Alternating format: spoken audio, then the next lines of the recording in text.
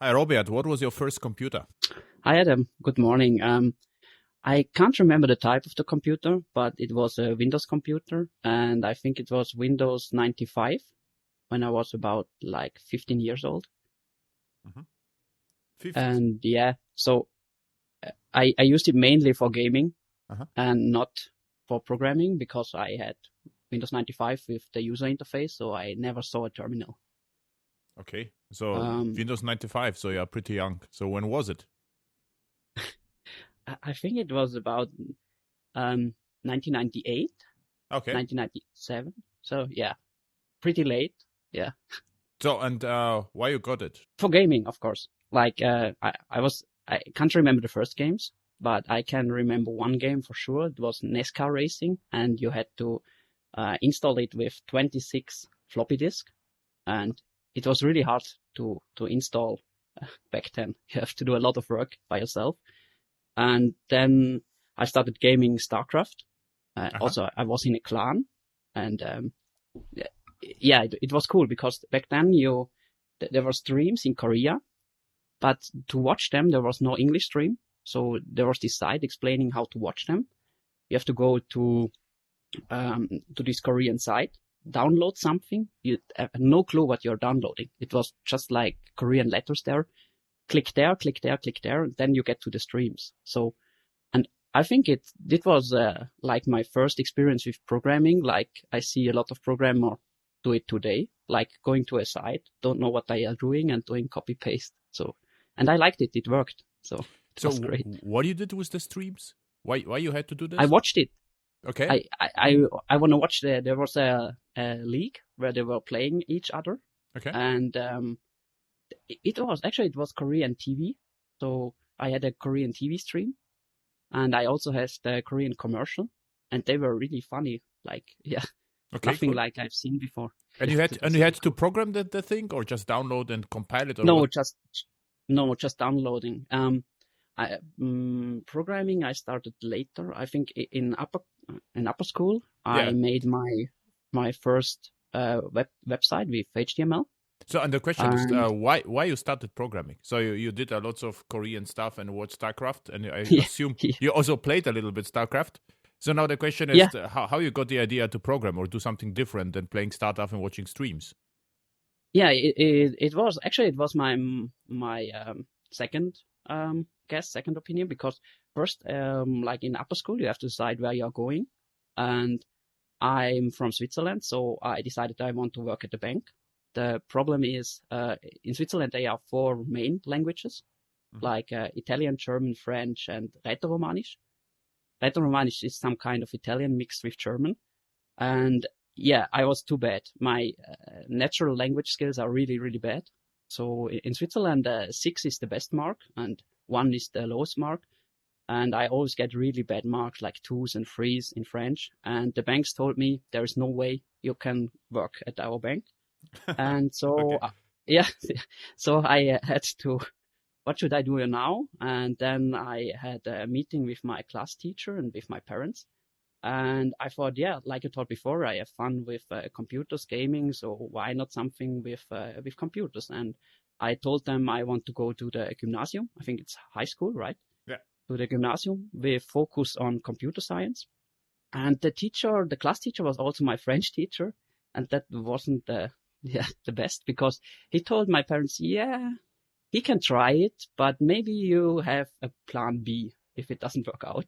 And I can remember my dad get really angry, and he told him no, he tries it. And I heard to my dad, and I tried it, and I managed to go to this high school with focus on computer science. And there I have this Visual Basic for Excel course, I can remember. And there I write my first Hello World. And I think then it all started. I really liked it. I like the fact that you create something out of nothing. Before, if you try something and it didn't work out, you broke something normally. And you have to buy something again or do something again. But with programming, you can try it again. Also, it is reproducible. So I can change something, and I know this change is responsible for the new behavior. And yeah, then I started exploring the world of everything related to computers. And I can remember in high school, I made a presentation about how to hack a game. And in this presentation, I re-engineered the game. I took the binary, converted it to hex code, searched for the jump if something is equals to, and I didn't know where the right jump was, so I changed every jump I found, and finally I found the jump where it compares with your key, your license key, and I could play the game without buying it. Yeah, so this was really fun, and I made this presentation at the high school. And then you went to jail, right? No, the teacher said it's okay, but don't do it again. Oh, what's the question is you started in the other school, the gymnasium or high school, with focus on computers. You liked that from the beginning, or was it boring? Yeah, I liked. I liked it because first I was really skeptical because I liked gaming, but I didn't like doing stuff. If I'm honest, I was really lazy. So everything related to work I didn't like. But I really liked programming from the start.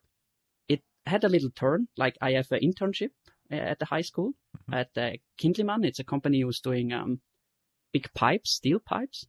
And there I was introduced to ABAP, SAP. And it was a really hard time because before Visual Basic I really liked. Now with ABAP, sometimes I searched 2 to 1 days, just one field. Every table has 4 letters. And I was in a project to migrating from the old forms, I can't remember the names, to smart forms. And we have to do this in ABAP. And they told me, now in SAP, you have this value and you have to put it on the printout.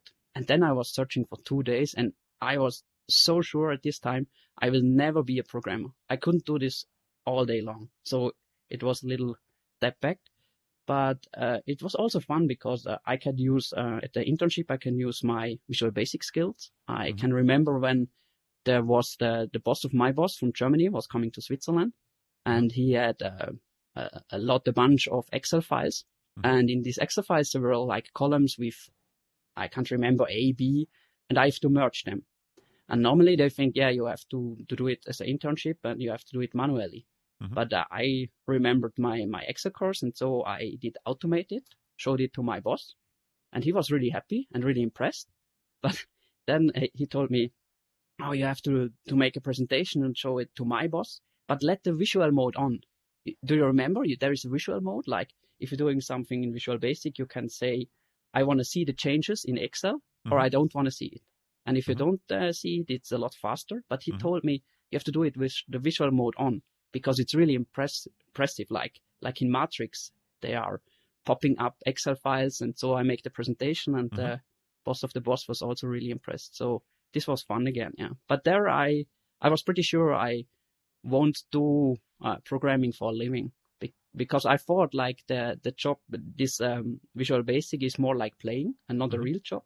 And ABAP programming is more like the real job. So I can't do this every day. So what it means to the listeners, if someone has great ABAP project, so you are the right person, to cover it, right? No. Actually, I never wrote it into my CV, never, because I was so sure I never would work again for SAP.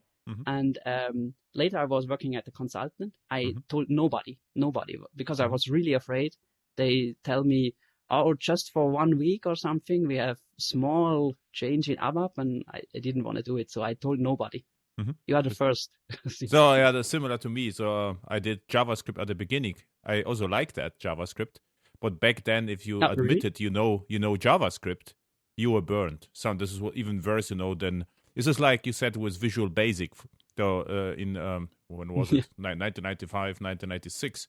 If you admitted JavaScript, you were like no strange programmer who doesn't get anything done. So he has to learn JavaScript. So I never said I know JavaScript, and now it's okay to know JavaScript. So I outed myself after 20 years. Now you're pretty in. I don't think the time is coming where ABAP is in. Yeah, wait a second. So there will be ABAP.js, or Abular, like Angular. Abular. Abular. Yeah, that's the perfect combination, Angular and ABAP. Yeah. Then I would go back to, I want a project like this. No, never. This would be nice, having an Angular project with just 4 letters. This would be, and the dependency injection. This would be the best, I think. This would be really great. Yeah. Cool. So you did the internship, and this is like you got money for this. You had to do this. So why you did the internship? Yeah. Okay. Cool. Yeah, I have to do it, and I get money for it. And it was at the end of the high school, and then I was like I told you, pretty sure I won't do it for a living. So I started the bachelor with economics and computer science. It was like 80% computer science and 20% economics, and it was the time where Java 1.5 came out. Oh, 2005. No. Wait a moment.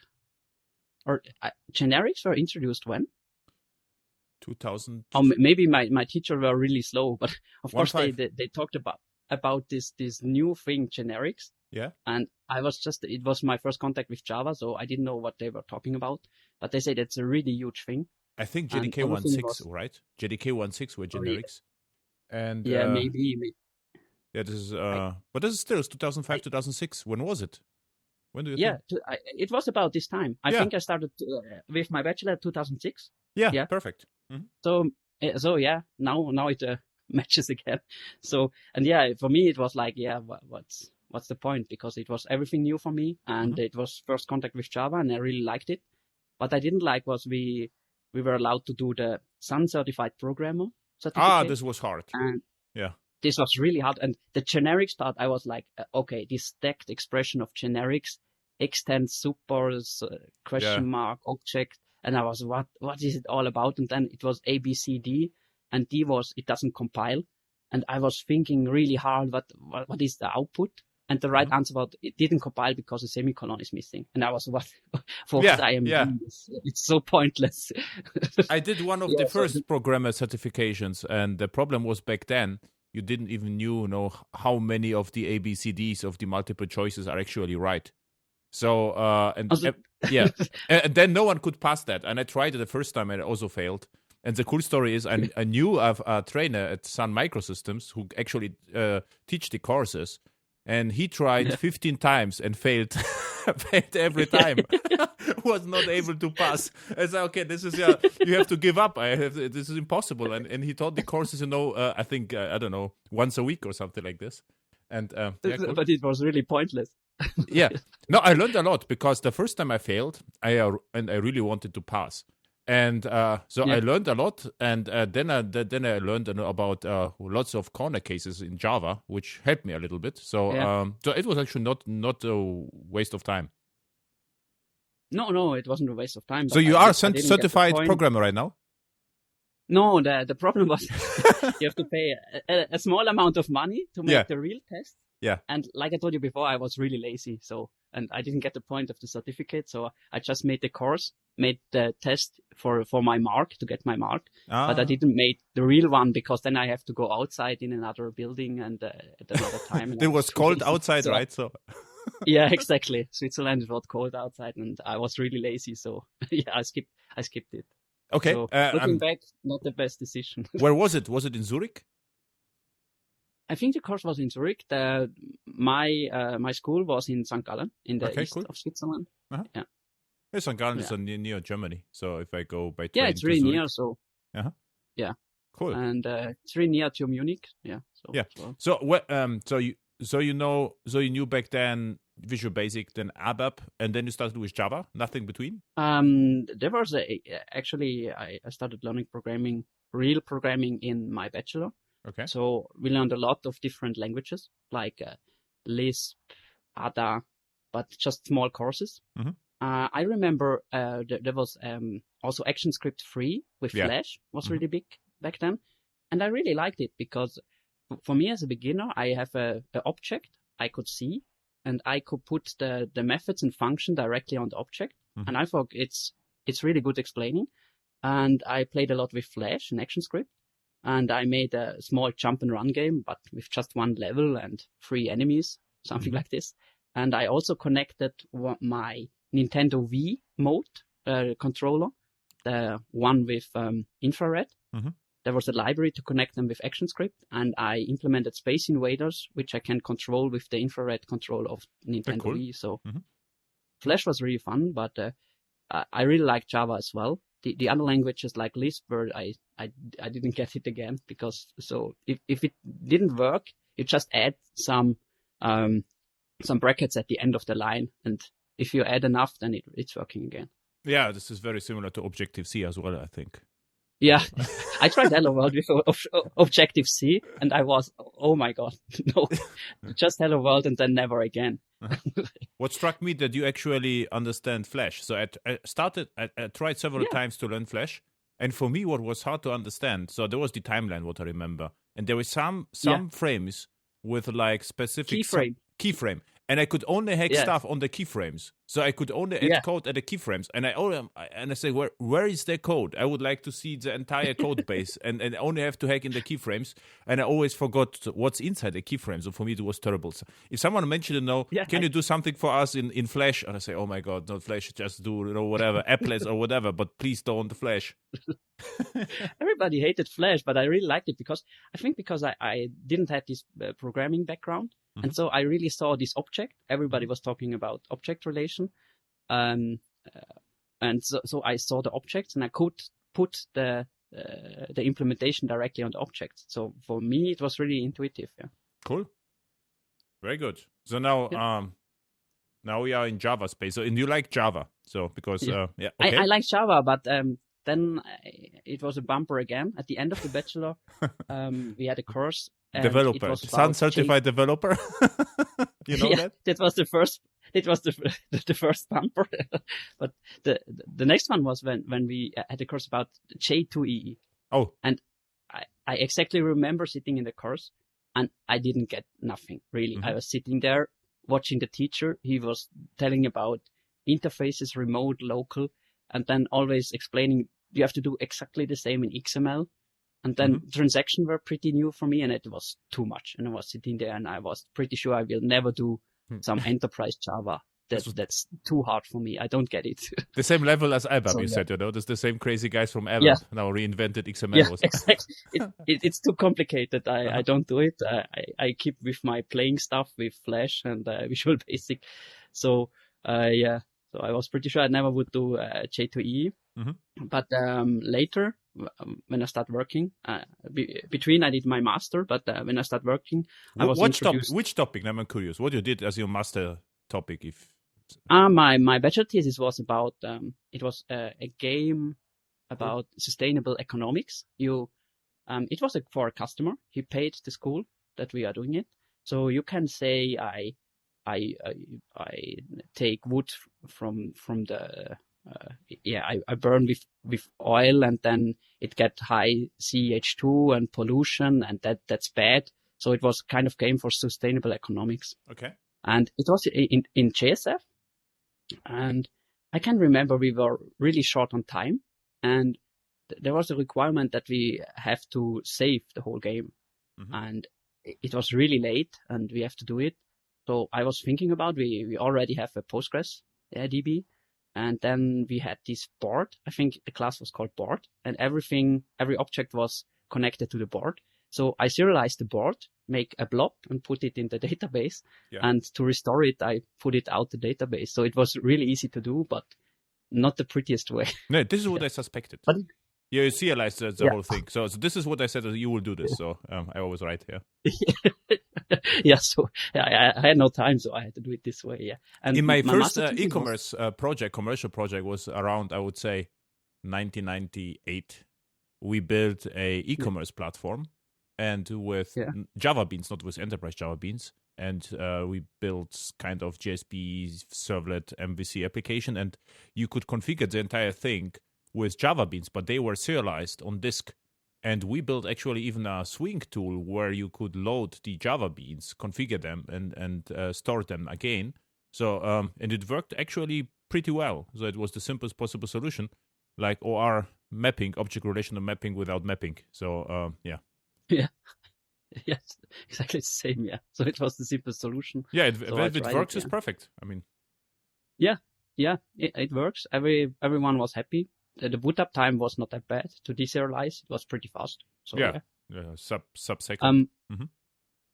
Yeah. So my master thesis, it was a little bit special. So I made my bachelor in Winterthur, and at the end of the bachelor, you have to decide. Like I told you, I had economics and computer science, and at the end, you have 3 main topics like operations engineering, development, or economics. And I really loved programming, so I made development. But there was another school in Rapperswil. You are sometimes there. And yeah, Rapperswil is beautiful. This is a perfect school for lazy students, I would say, right? Yeah. So it was directly on the shore of the Zurich Sea. It is really beautiful place. It's impossible to study there, I think. Yeah. So, and I think that's the reason Rapperswil is really well known for programmer.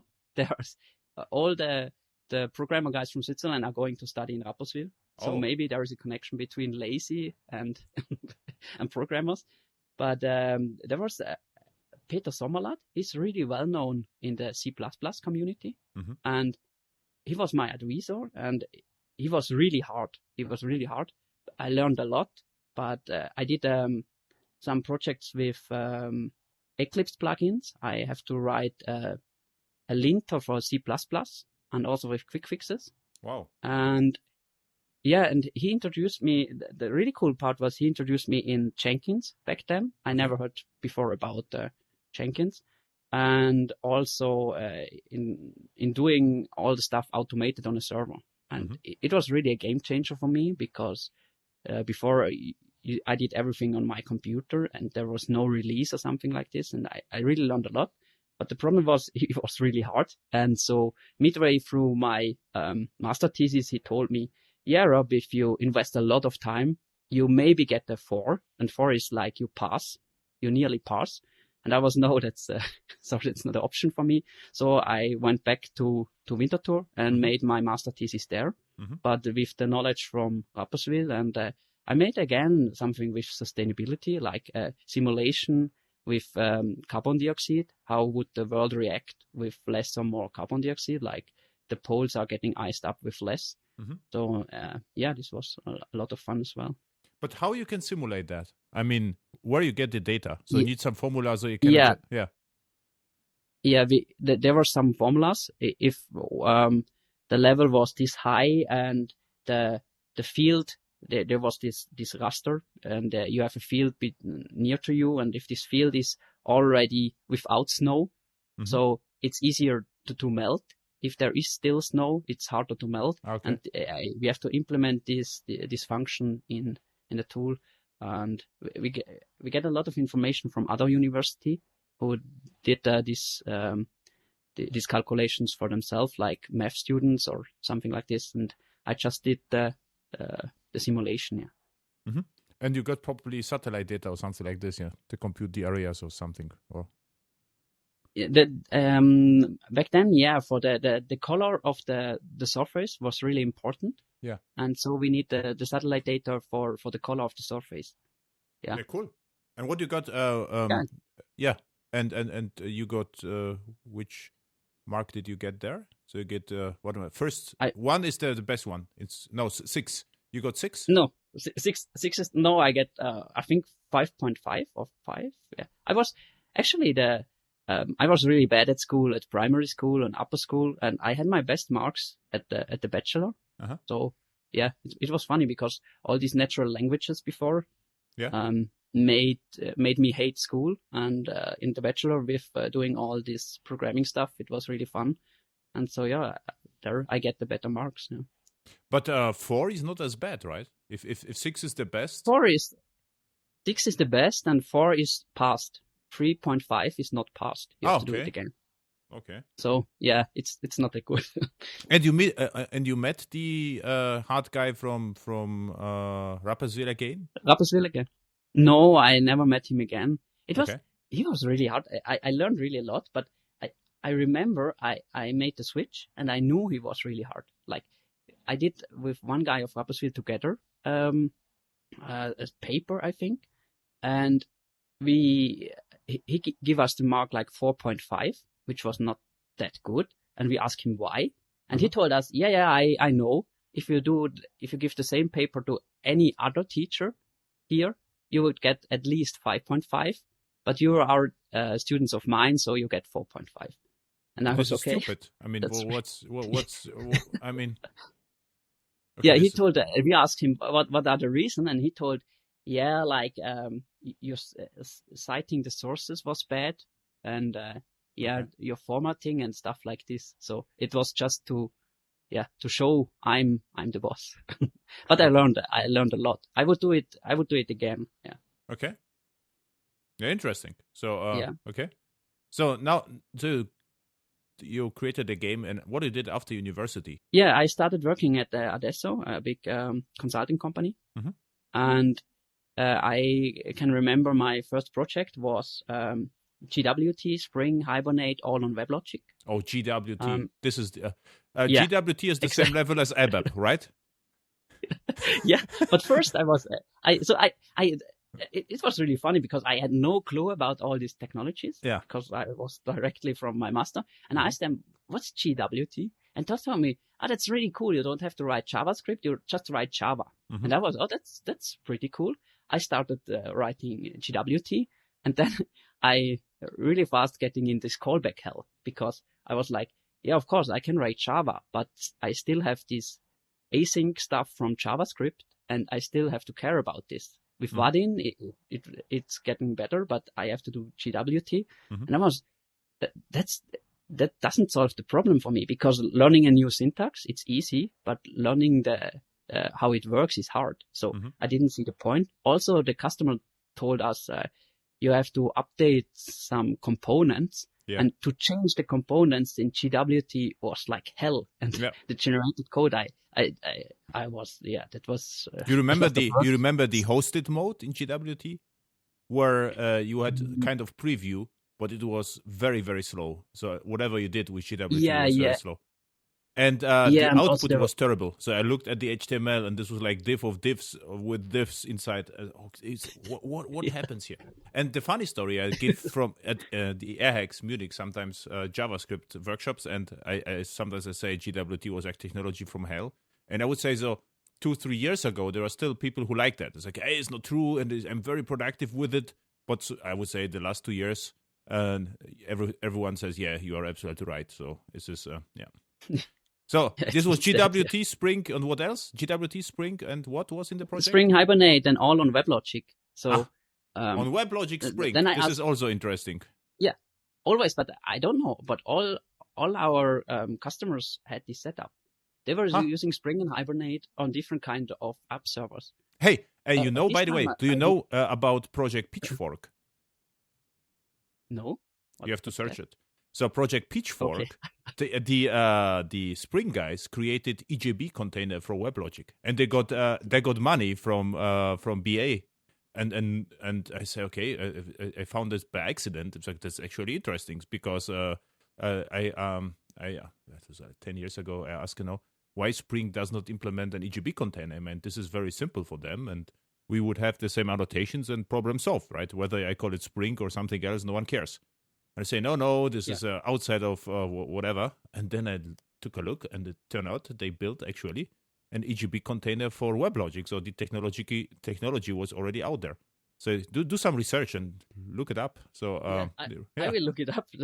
That's really funny. Because then you run, WebLogic, Spring in EJB container written in Spring, and with Spring on top of the EJB container, which is really, really fun. And of course, I pack it in Docker and in Kubernetes and OpenShift and Istio. So back then was no Docker, I think, right? Yeah, but now I can do it. Yeah, I think one time you told me that WebLogic was really big at my customers in Switzerland, and I think you told me that that's really a Swiss thing. You said that outside of Switzerland, most people were using WebSphere at this time. I can remember this, and I didn't get it why the Swiss companies are using WebLogic, but. Yeah, there were Germany as well. There was a few, but in Switzerland there was lots of WebLogic, and But WebLogic was great. I was actually WebLogic, I have it here, a WebLogic technical director. And what it meant was like, I actually don't know what it meant. I got assigned from WebLogic that I'm director, but I never worked for WebLogic. But I got access to engineering, and I could answer questions for my clients easier. And what I really like about WebLogic until version 8, it was very fast and small server, very easy to install. And then after 9, 10, and whatever, it got bigger and bigger, and then I tried to avoid that. But until version 8, it was like OpenLiberty right now, I would say, comparable. So it was really great technology with nice monitoring capabilities and nice automations. So the server was actually perfect. And it was sometimes misused, as you said. There were lots of frameworks running on it. I never got the idea because if you run it just as it was supposed to be with no thin Java E on it, it was incredibly fast. Yeah, and at this time I didn't get it with the Spring on top of WebLogic, and I asked the guys, "What's this Spring thing?" And they told me, "Yeah, do you know J2E?" And I was, "Oh yes." So I don't want to This know is the Spring. thing from the school, right? Yeah. And I said, "Oh, I don't want to learn it." And they, no, Spring is really cool. It's really easy and simple. And I loved it. The implementing in Spring was great compared to what I've learned in school with J2E. But I was a junior at this consulting company, so I was at the beginning. I was a lot internal, and I had to do a lot of the maintenance projects. And then I get the point what's bad about Spring and Hibernate. The maintenance project were really, really bad because they were really, really old. The customer never had money to update them. And so if I have to fix something, no kidding, I think I was more than half the time upgrading the libraries, like updating Spring, then updating Hibernate, updating all the common utilities. The POM file was like 100 lines of code with dozens of dependencies, every common tool they found. And it was really hard. So because I had to do the maintenance project, I learned that Spring is not that much fun. Also, I can remember there was one library who used a different version of AntLR than it was installed on WebLogic. And therefore, I had to package my var file in an ER file just to add the WebLogic application XML to tell WebLogic to use the AntLR file from the libraries, not from the application server. So yeah, it was really bad. All these libraries, and I started hating all this stuff again. Yeah, but when was it? When was it? Remember that? 2011, 2012, okay. 2012. And why you had to replace the libraries? So if this was maintenance mode, you could just change the code. Why you upgraded the libraries? Yeah, sometimes they had new requirements, and I was like every programmer Googling, and the answer was, yeah, you can use Spring and use this function. And I tried to use this function, but it wasn't available in this version of Spring. And I said, yeah, I have Maven, so it's pretty simple. I just put another version there and it works. That was the plan. So, but then, yeah, Hibernate stopped working. And so I have to upgrade all the version to just implement this new feature. Yeah. So this was the reason. What's also strange that you used Hibernate because WebLogic had a decent OR mapper out of the box back then. Yeah. Yeah, of course. But every project there we had was this setup. I don't know why. You use nothing from WebLogic, actually, right?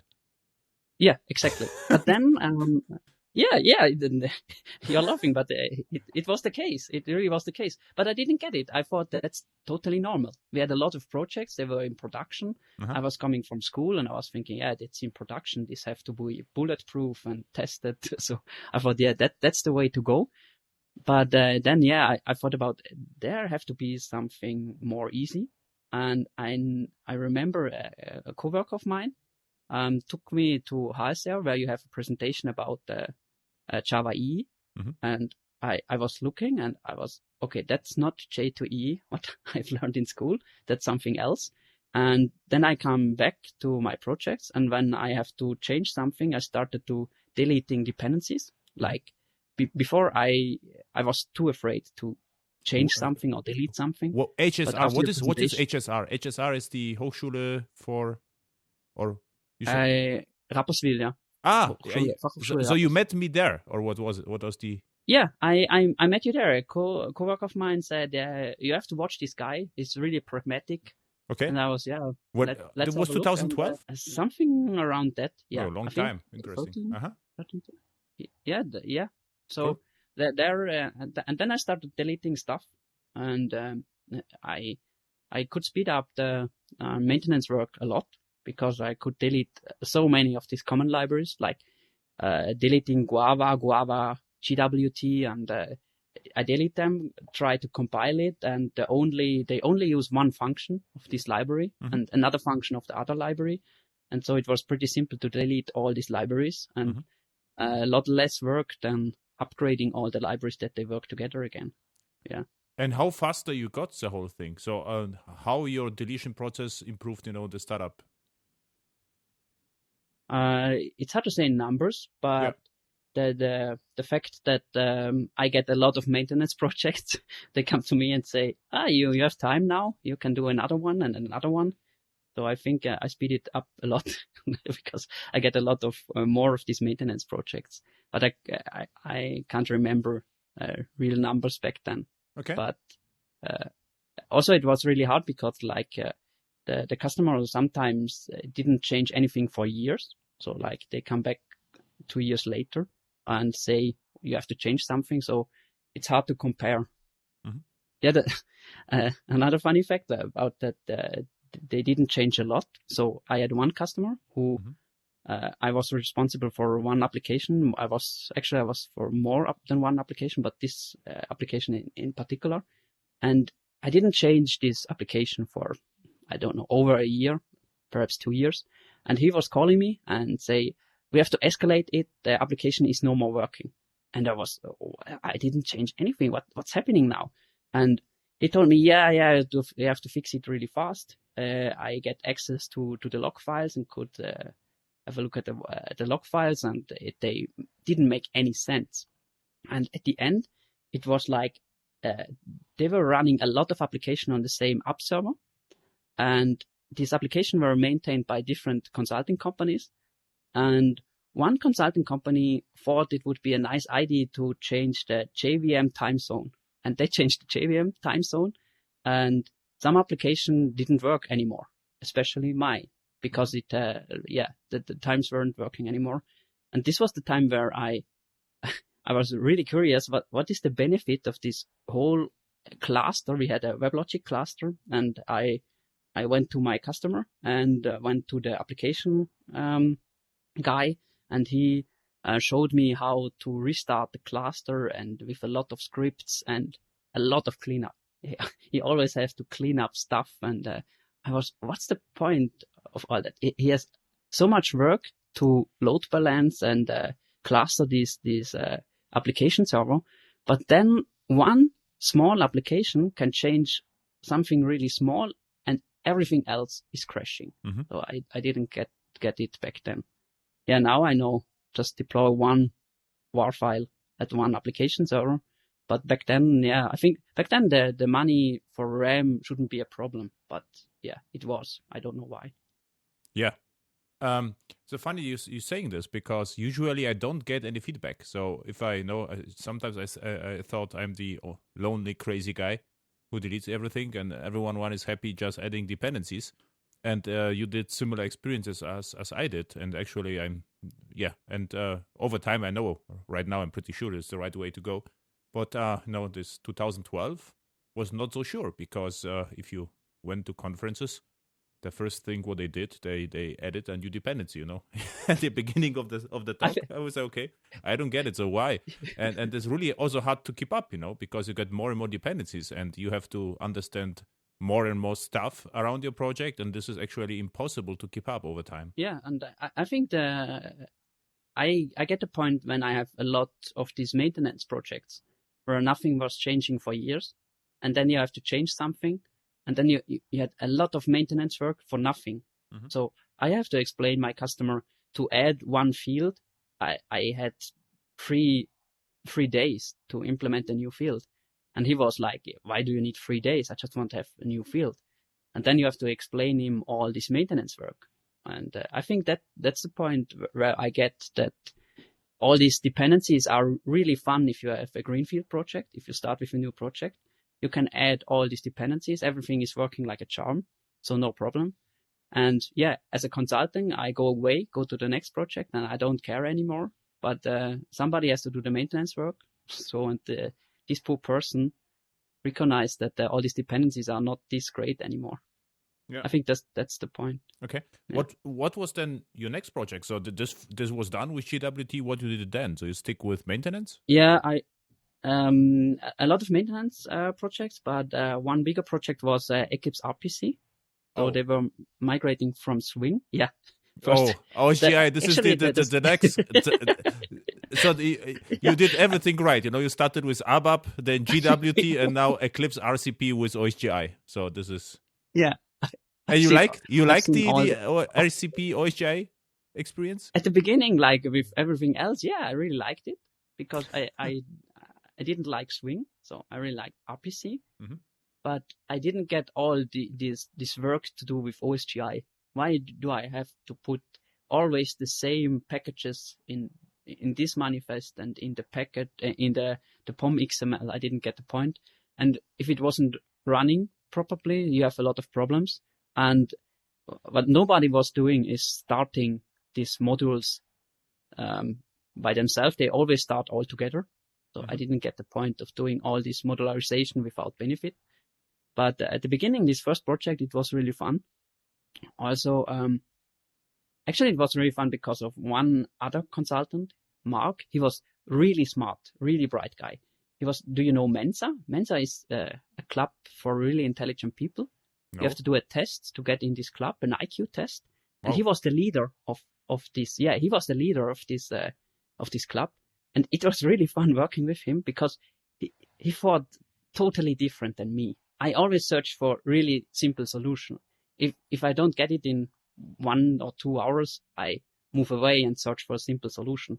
But he was really crazy. He had to do a loading screen, and there was like some rectangles, and they were spinning. And if the customer is coming to me and said, you have to do this loading screen, I would make a GIF for PNG and then start rotating it. But he thought, it would be really cool to draw all these rectangles. And they were pointing to the center of the circle, like the inside of the rectangle was smaller than the outside. And so he calculated all this stuff with trigonometry and all this work. And then he showed it to me and said, look, really cool. And I said, yeah, maybe, but I don't get it. And then we had a lot of this discussion. Then he tried to explain it to me. And I said, no, I don't want to understand it. I think it's too complicated. And he always tried to, no, it's really simple. Rob, you're a smart guy as well. And look, it's really simple. I do it here, this calculation with the radius here, and then it's pointing to the center. And I was, no, I don't want. Your clients had to buy then eGPUs, to just for the rectangles, I think. Yeah, just for the calculation of the loading screen. Yeah, that's the point of the loading screen. And yeah, for this use case, it was not that big of a deal because it was really encapsulated. But also one day he came to me and said, I found a new structure. He called it map. It was a multi-dimensional map where he could put a lot of, yeah. And he was really proud of it. Like he told me, yeah, you can put a lot of things in it, all the objects. Like if you have 4 objects, then you can say, give me all the combination if you give 1, 2, or 3 objects, and then he make a subset of the other objects and give it back. And he said, it's really cool. So we can use this map everywhere. And I was but I don't get it. It's really hard to understand. Why don't you make just a new object with methods I understand? Because I didn't understand the methods he was doing. And he always tried again to explain me. No, it's really easy. Look, it's so and so. And we can use it everywhere. We don't have to create any more objects. And I was, but I really like my objects because I understand them. They are really simple to read. Yeah, so this was crazy. But was the guy actually funny or was it just smart? So, I mean, if you work with him, was it fun working with him? Yeah. It was really fun working with him because he was like this strange professor from the movies. Like, yeah. It was fun. Like I told you, he was really smart, but he was really not interested in the business at all. I remember the meetings with the customer. He was sitting there, and like 10 seconds later, he was starting programming or doing something else. And he always did the wrong stuff, but really cool technical solutions. So I had a lot of such guys in my projects, actually. So I don't know how smart they were, but they always did something different. That's what they should. So this was, yeah. It is, okay. Yeah, so... And with Eclipse RCP, with Eclipse RPC, what I did, I also had to use the technology sometimes back then. And what struck me, everyone was really delighted about this RCP. And there were consultants talking conferences and how you can replace the plugins. And for me, in the business, I never got the point, why should someone replace a plugin? So, and even worse, in some projects, we were forced by PMs to disable the plugin manager so that the end users are not able to replace the plugins. So we had, all the pain upfront designing the plugins, and nothing was ever replaced. And I actually tried to keep, asking why you're doing the OSGI stuff or the front end. And this was similar answers to GWT. So 5 years ago, I got lots of heat. Like, this is a modular architecture, and you don't get it. You're thinking monolithically, and now it just disappeared. So, and I met the guys back then, which doing something else than OSGI. I was like, hey, what's your story with OSGI? Was it the right? And they say, I don't know. I don't do OSGI anymore. I do Angular right now or something else. So completely no opinion. I don't care. I do something else. So okay, this is strange. It's another day. Another day. I don't know opinion. So. Yeah. But really, I think it was probably so. The OSGI was great technology for building platforms, but absolutely wrong technology for business solutions. Because I mean, why an end user should replace a plugin unless we are shipping Adobe Photoshop or something like this. So what you usually did is boring enterprise apps, UI apps. Yeah. And hey, by the way, do you know the body class loading? Yeah. This was the largest lie in the whole thing. First unidirectional dependencies, and then it didn't work. So you had to introduce the body class loading to make it working, and no one talked about that. So this was. And I didn't get the point of all this. I just was doing it because you have to do it that it was working. But also it never worked. Like the Eclipse plugin, the most of the Eclipse plugin you can install, but then you have to restart Eclipse. Yeah, exactly. And this was the reference. This was the reference implementation of the plugin. The reference implementation. Yeah, and I was like, isn't this the whole point that I don't have to restart all exactly. this stuff? And I ask, and they say, okay, this is not a fault from Eclipse. This is the fault from the plugin. I was like, but I mean, this is like, okay, this is the same. Okay, this is cool. So another exciting project, which is probably not on your CV, right? Actually, this project is on my CV. I think really? I only skipped ABAP. And GWT. I'm proud of my. Yeah, of course, I'm proud of my 30 pass. Okay. So now I'm curious about what was it? The RCP stuff what you did. So is it like insurance? It was for the Swiss Post, like to the management of the people, like when do people have to work, and are there a lot of people for delivering the packages and so on. And yes, this project also we had a really good project lead. Okay. And back at the time there were like 3 releases a year, and development has to pay a lot of money for the engineering and operation guys to release a new version. And there were some government changes, which changed a lot for the calculating the loans of the people and so on.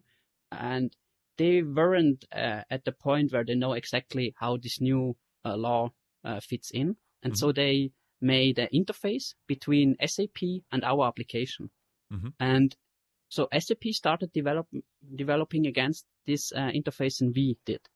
But the time was really short. And so the first time we communicate with each other was in production. And it worked great. Not really. So we went to production and nothing was working. And the project lead go to his bosses and tell them, we have to release every evening because our people can't work. They can't do anything. We have to do something. And then they had to sign that there is no more SLA for the operations guy, and we are allowed to do it, but it's all risk on our side. but the people couldn't work anyway. So it was a risk. We liked to risk it. And then we started to releasing every evening. Mm-hmm. And the really funny part was the customer feedback was the best feedback of every release.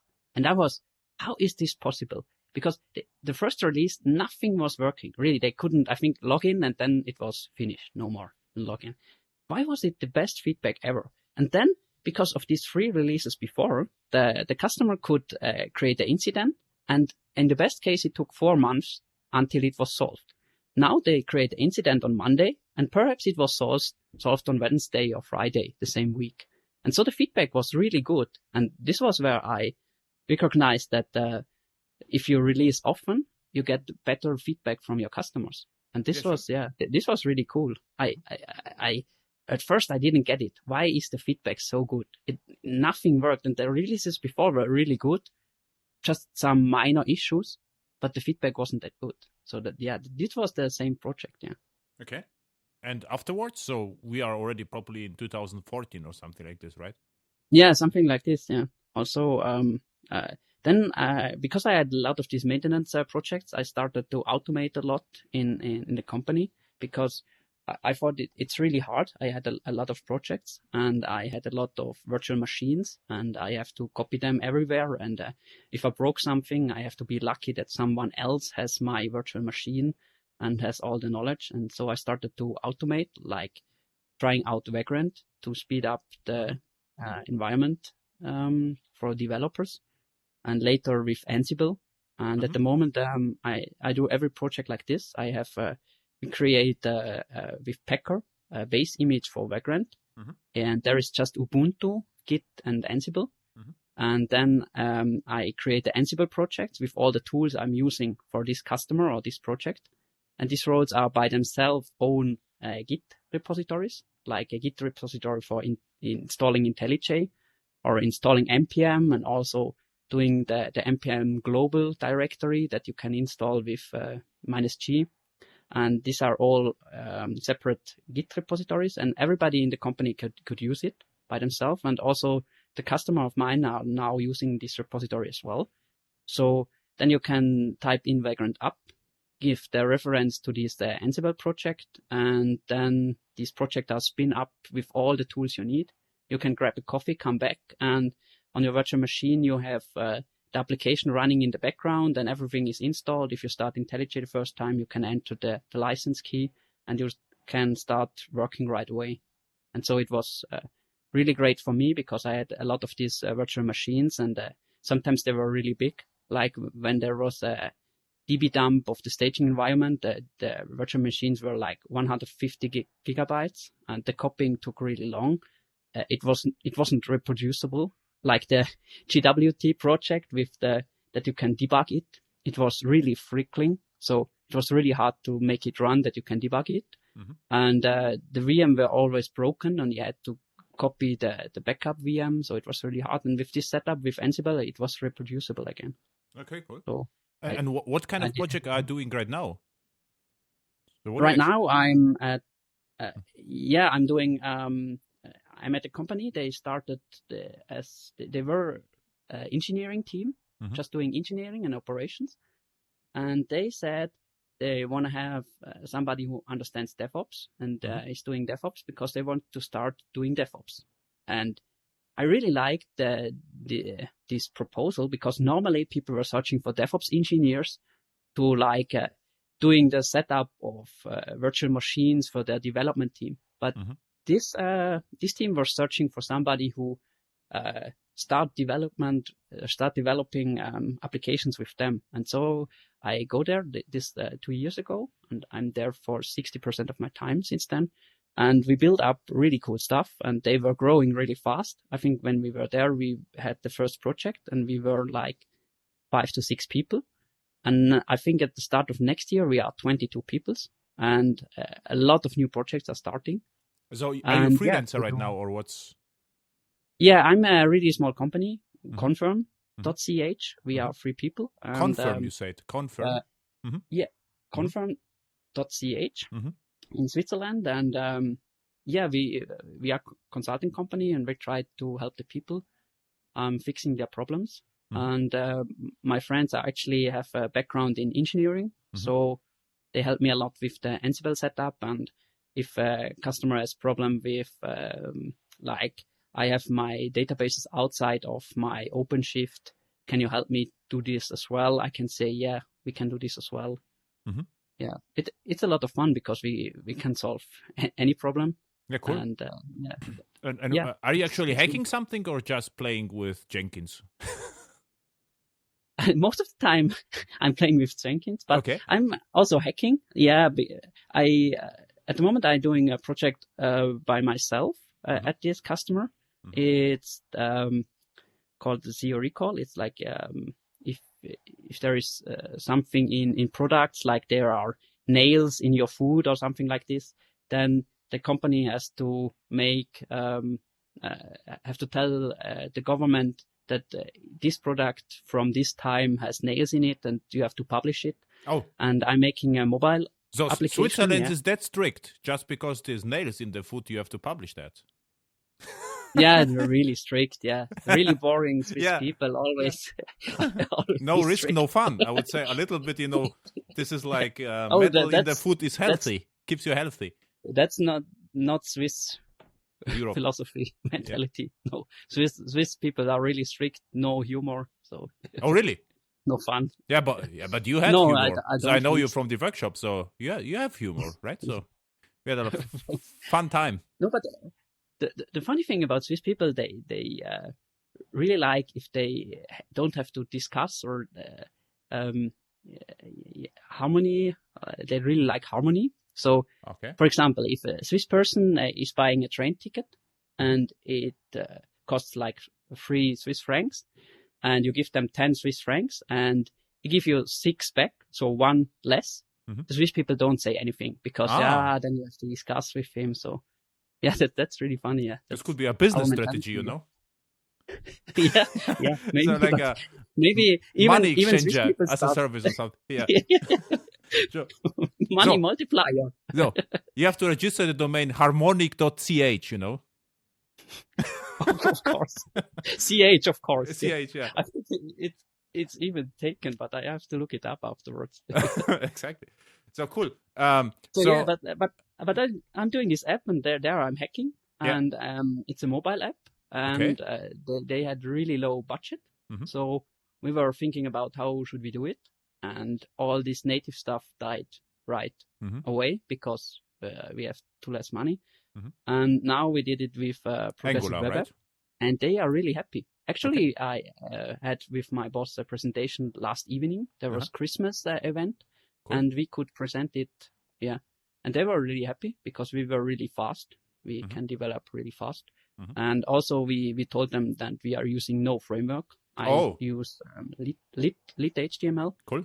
And the backend is they have Red Hat license, so everything is running on EAP. Cool. And straightforward Jakarta E. And I think the application by itself, it's really easy. So this is a straight Jakarta E with a little bit of Google Guava Commons, all versions, and of course, and other 200 lines. And my favorite would be Lombok on top, just to generate some more getters, setters, and default constructors, right? Actually Lombok. Lombok. Yeah, I know it, and I think that's not that bad. So I think that's the least worst of all of them, because you have leaner code, So it's cool. I'm just curious, how big is your war? Or it have to be some kilobytes because I have no dependencies. Yeah, very cool. And how fast is the deployment? Yeah, it's really fast, like some seconds. I don't know. Yeah, cool. 5 seconds maybe. I have to look it up. It's really fast. Okay, cool. And the front end, what you did, is this like lit HTML? You did some Redux or just plain lit HTML and web components? Just lit HTML. I asked you last week the question about the logging from the front end to the back end, and then you told me about maybe you should introduce your Redux. So maybe I have a look at Redux to do this, because I have the problem of how can I log every error from the front end to the back end. And maybe I have Service Worker, I told you. Service Worker was first, and Redux was the solution to something else I forgot actually. But by the way, for the listeners, I have no idea what you built. So the first time we have a time to chat, what you're actually doing. I just meet you once a year at the AirHacks workshops in Munich, and we had just and sometimes in Switzerland as well, like at Rapperswil or Zurich. I forgot about Rapperswil. I thought I met you the first time in Munich, but okay. Yeah, it was a long time ago, and I didn't have any questions. So normally you don't remember the people. No. If someone doesn't have any questions, this is already no. Yes, it's gone. Yeah, it's gone. It's not harmonic from my point of view. But so you're Swiss as well. Yeah, of course. By the way, funny story. I was in Zurich, and in Zurich there is, how do you call it, tech center or something. This is like, I forgot the name, but this is like, there was a Java user group, and there was Sun Microsystems before, and this is like tech something. And there was a workshop or a training, and what I remember, there were two people. One was from Zurich, and the other one, I think, was even from St. Gallen. And they don't liked each other, or they couldn't understand each other, but I understood both. This was the funny story. So I understood the one Swiss guy, and I also understood the other guy, and I translated between them. And I have I have no Swiss experience, so this was really funny. So they couldn't understand each other, and it's like, what you said? Okay, he said this, and this was really funny because this was like, yeah. And I was back then the first time, in Switzerland with car, and it was also nice. I had the old car, and I was before Zurich. I was in Vienna, and I had to drive from Vienna to Zurich. I had no time. And so I actually forgot that I'm in Switzerland, and I got full throttle the entire highway. Ooh, and I also that's forgot expensive. That's really and I also forgot you have to have the vignette for the highway. Yeah. And I just wondered myself, there were Porsches here and race Audis. I had so an old Chrysler Voyager, and it just only and went. You were overtaking everyone. Yeah, but I was overtaking I just whatever I could because it was really late. I think it was 180 kilometers per hour. It's impossible to go faster with the car. And everyone is just on the right side, and I had the freeway. And I told them, and nothing happened, right? And then I told them at the trainings, like, what's wrong with you? I mean, everyone drives is really nice. Why? Because you are afraid of my car, or what's the story, right? And they told me, no, you cannot drive more than 120 or something. It's like, oh my God. It's like, and do you have the vignette? It's like, no. They just go run and buy one. Otherwise, you end up being in jail. So, and Yes. and the next time, or this was last year, I was really, it's like, okay, I have to drive slowly. And in Zurich, I went, I think, 1 kilometer faster than I should. Instead of 50, I went 51 or 52. And I had to pay 30 euros. And this was, I really wanted to go slow, This was, I was like, okay, I pay happily right now, I cannot imagine what would happen if I would go 180. So. Yeah, you didn't drive again in Switzerland. Yeah, probably. At least 990 Swiss francs. If you are driving more than 16 kilometers too fast, you have to buy 290 Swiss francs at least. Okay. Yeah. So, yeah, usually don't doing this. This was absolute exception at that day. It was 1999. But it was like 2 a.m. in the night. It was like, I have to arrive, otherwise it won't work. Very cool. So what I would say, the next time we should chat more about your project right now. What just interests me, just defining words, what the application is doing is like a CRUD of nails in food, something like this, right? So you have like menu, and you can have table probably. Yeah, it's really easy. Like it's all of my application I'm doing for customers are master detail. So you have these recalls in a data table. Yeah, you can create them, and you can display them on the website and as well on your progressive web app. And you can filter them. So yeah, that's all. And you have no login, so all the filter settings are stored in the local storage. So yeah, we can talk about this next time, but yeah, it's pretty simple, not that interesting from this point of view. No, it's always interesting. The entire setup is interesting because you build something and you spend how much time you spend building the app? The first version was on the first stage at the same day. We have also automate really everything there. Like you can, I told you the thing with the Ansible setup of the virtual machine of the developer.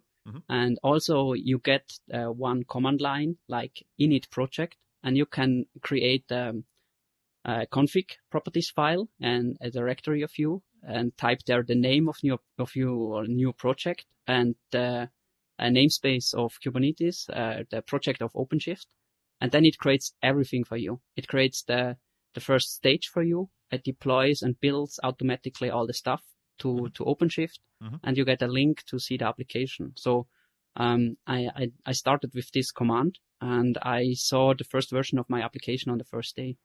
Oh, very good. So this is competitive, I would say. Yeah. One day the entire stack is cool. Yeah, that's really competitive. Yeah, we have some problem like with the security. The single sign-on portal was not able for OpenID Connect, so we have to pick a little bit there. We split up the application, like the admin part is inside the company, not accessible from outside. And there we have just 2 people are using it. So we set up Kubernetes, Keycloak, and using Keycloak with federation to another single sign-on portal that the user can log in. And the real application is outside of the company, who is accessible for everyone and without login. Yeah, cool. So it's CQRS to be password compatible. Yeah, absolutely. Reactive CQRS, cloud native, right? Yeah, exactly. That sums up everything for this really small application. So this was you attended the last workshop at AirHacks. At the end, I thought actually we covered all the buzzwords today. So without mentioning them, and I will have to change the title because it was completely wrong, which was also funny. Yeah, no blockchain, no, but it will come.